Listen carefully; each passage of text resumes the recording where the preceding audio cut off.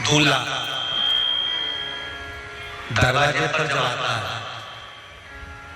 मटकी में जो दिया लगाया जाता है, सालियों लेके खड़ी होती कन्याओं, वो मटकी में एक बत्ती का दिया लगता है कि 4 बत्ती का लगता है? जम के बोले 4 बत्ती का लगता है ना? 4 बत्ती का दिया, क्योंकि हमारे यहाँ शुभ कार्य हो रहा है। 4 बत्ती का दिया। तुम्हारे यहाँ प्रतिदिन घर में आरती करते होगे तो जो घी के डब्बे में भींगी भींगाई बत्ती रखी रहेगी, उसको निकाल के धर देते। बोलो सही है? निकाल के धरी, माचिस से लगाई, तन मन धन सब कुछ तेरा, और आरती कर पुरा के, घंटी बजा के, भोग लगा के, शक्कर रख के भगवान को प्रणाम करके चली जाते। अब तुम्हारे यहाँ सत्यनारायण भगवान की तुमने कथा कर रही, तो जो घी की बत्ती लगी वो तो लगी, उसके अलावा एक दिए में कपूर अलग से लगाया। मतलब कितनी बाती होगी? एक घी की होगी, एक कपूर की आरती होगी। जजमान लोग यहाँ आरती करते हैं, उसके बाद में कपूर को फिर जला देते हैं। उसका कारण क्या? अधिकता में फल पर प्राप्त करना, अधिकता में फल दे। साल, 2 साल, 4 साल, 6 साल में आप भी प्रयास करा करो, पतली पतली बत्ती बनाकर 108 दिन तक घी में जब उसको पूरी बांध लो, घी में भिगोकर रख लो। कोई घर में विशेष कार्य हुआ या कहीं तीर्थ गए, कहीं गंगा जी के घाट पर गए, सरयू, मंदाकिनी, नर्मदा, गोदावरी, छिपरा आदि आदि के घाट पर गए, तो उस बत्ती को प्रकट कर कर जलाकर रख दिया। क्या होता है उससे? माता सती ने कौन सा पुण्य करा था? जो शंकर भगवान के कंधे पर शव पड़ा हुआ था और शंकर नाच रहे थे, वो सती का पुण्य था कि वो कभी एक सामग्री से शिव को प्रसन्न नहीं करती थी, बहुता में देकर शंकर को रिझाती थी। इसलिए शिव ने उसको अखंडता प्रदान, शंकर भगवान ने अखंडता दी है उसको, अखंडता। बल्ली देवी ने एक कलश, देवसेना ने कलश, भाग विभाजित हो गए, भाग विभाजित। आधा भाग भगवान को चाहिए, पूर्णता फिर निवेदन करेंगे।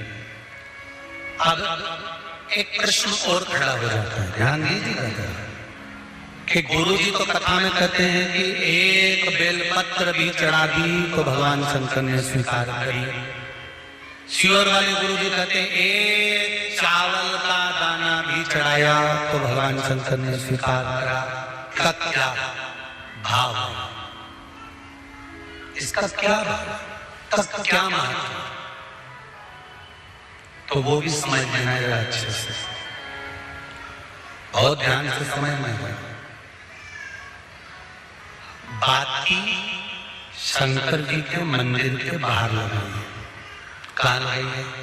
मंदिर के बड़े दान करे मंदिर के। पंडित जी जब मंत्र बोलते हैं तो कहते हैं एक बेलपत्रम, एक मात्र एक चावल का दाना। सियोर वाला महाराज जी कहता है कि एक चावल का दाना शंकर भगवान। तो लिंग पुराण में लिखा है जब शंकर भगवान पर, शिवलिंग पर कोई एक वस्तु भी समर्पित होती है तो वहां शंकर जी का नाम बदल जाता है और शिव जी का नाम लक्षेश्वर महादेव हो जाता है। कौन सा महादेव हो जाते हैं? लक्षेश्वर। शंकर भगवान को जब एक चावल का दाना, एक वस्तु, एक सामग्री शिव को समर्पित करी जाती है, वहां शंकर लक्षेश्वर महादेव हो जाते हैं। लक्षेश्वर का मतलब क्या होता है कि एक बेलपत्र समर्पित करी तो शंकर भगवान ने उस बेलपत्र को 1 लाख बार स्वीकार कर लिया। एक चावल के दाने को 1 लाख बार स्वीकार कर लिया। शंकर भगवान लक्षेश्वर महादेव बन गए। लाखों की संख्या में शंकर भगवान के स्वरूप वहां पर प्रकट। आप में से कितने लोग हैं जो छिपरा नहाए थे? आप में से कितने लोग हैं जो नर्मदा नहाए? आप में से कितने लोग हैं जो गंगा नहाए? आप में से कितने लोग हैं सरयू नहाए?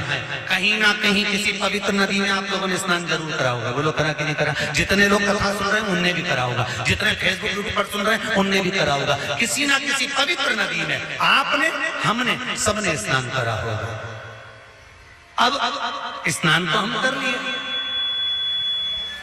उस गंगा नदी में हम नहाए, तो गंगा नदी में हमने स्नान करा और स्नान कर कर बाहर निकले तो हमको 1.25 लाख बार स्नान का पुण्य मिल जाए। उसके लिए क्या करना पड़े? एक डुबकी लगाए हो महाराज और कह रहे हो कि 1.25 लाख डुबकी का फल चाहिए, तो क्या करोगे? 1.25 लाख डुबकी का फल पाने के लिए क्या करना पड़ेगा? केवल एक काम, जिस पवित्र नदी का स्नान कर रहे हो उस पवित्र नदी की बालू का, बालू मतलब रेत का, बालू का शिवलिंग का निर्माण करना, उसका पूजन करना, पूजन कर कर जो बत्ती जोड़कर 108 बत्ती बनाई है, पूजन कर कर एक दिए में वो बत्ती, उस जो बालू का शिवलिंग बनाया है, पार्थिव शिवलिंग का निर्माण करा है, जो तुमने किसी गंगा, सरयू, नर्मदा, क्षिप्रा, मंदाकिनी, नर्मदा आदि पवित्र नदियों के तट पर स्नान करते समय तुमने जो शिवलिंग बनाकर पूजन करा है, उसके सामने वो बाती को जला देना, उसी से आरती उतार लेना, वो बाती वहां लगाकर छोड़ देना और छोड़ने के बाद उस शिवलिंग का फिर विसर्जन कर देना। विसर्जन कर कर उसी जल को अपने ऊपर छींट लेना। 1.25 लाख डुबकी का फल एक ही क्षण में प्राप्त होता है। इसको लक्षेश्वर महादेव कहते हैं, इसको लक्षेश्वर महादेव महाराज। कितना फल है? एक चावल का दाना समर्पित करने का कितना फल है? एक बेलपत्र समर्पित करने का कितना फल है? एक पुष्प की एक पंखड़ी समर्पित करने का कितना फल? और समझ लो, ब्राह्मण को हम दक्षिणा देते हैं, भांजा भांजी को हम भेंट देते हैं, बहन बेटी को हम कुछ रुपए देते हैं, जिस लिफाफे में रुपए को रख कर दिया जाता है उसमें एक का सिक्का पहले से लगा हुआ था। बोलो सही है कि गलत है? क्यों? समता में नहीं बढ़ाकर दिया गया, बहुत अधिक कर दिया गया। हमने अगर अधिक कर दिया है तो उसका फल भी हमको अधिकता में प्राप्त। अधिक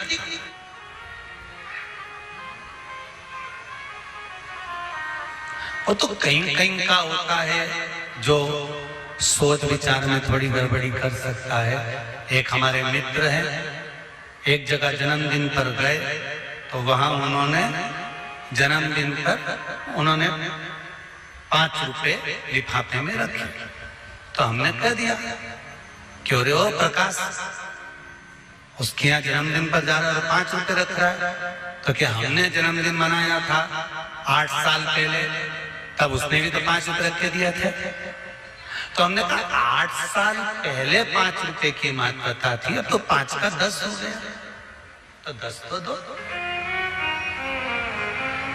हमारे यहाँ पहला सा नियम था, बहन बेटी जितनी बार आती थी ना, जितनी बार आती थी, घर की बहुएं उसकी झोली में थोड़ा सा चावल, दाल, जो भी घर में होता था वो डालती थी। भले वो लेकर नहीं जाती थी, इतना सा दाना पल्लू में बांधा और लेकर चली गई, भले वो वहीं छोड़ देती, पर उसकी झोली कभी खाली करके नहीं भेजते।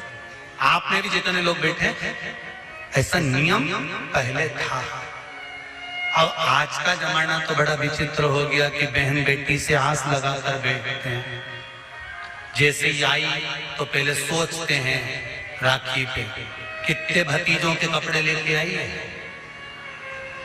कितने भाई के कपड़े लेकर आई है। अब तो आस लगाकर बैठते हैं कि ये लाई होगी। और भाई और भाभी को बहन से आस नहीं लगाना चाहिए, भाई और भाभी को तो बहन लेकर आए चाहे ना आए, फर्ज हमारा है कि हमारे दरवाजे से हमारी बहन बेटी खाली ना जाए, तो हमारा दरवाजा भी कभी खाली नहीं। कितना अंतर है। कितना सनातन धर्म में जन्मदिन पर केक काटा जाता है क्या? अरे बोलो जमके नहीं।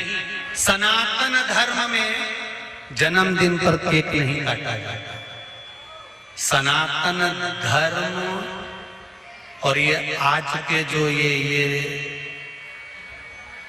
पाश्चात्य पद्धति चल रही है कि पहले काटो फिर बांटो, ये काटो और बांटो, ये सनातन धर्म की पहचान नहीं है। सनातन धर्म काट कर बांटना नहीं जानता, सनातन धर्म जोड़कर बांटना जानता है। पहले जन्मदिन मनता था तो बूंदी छटती थी, नुकती बूंदी, उसके दाने अलग अलग रहते थे।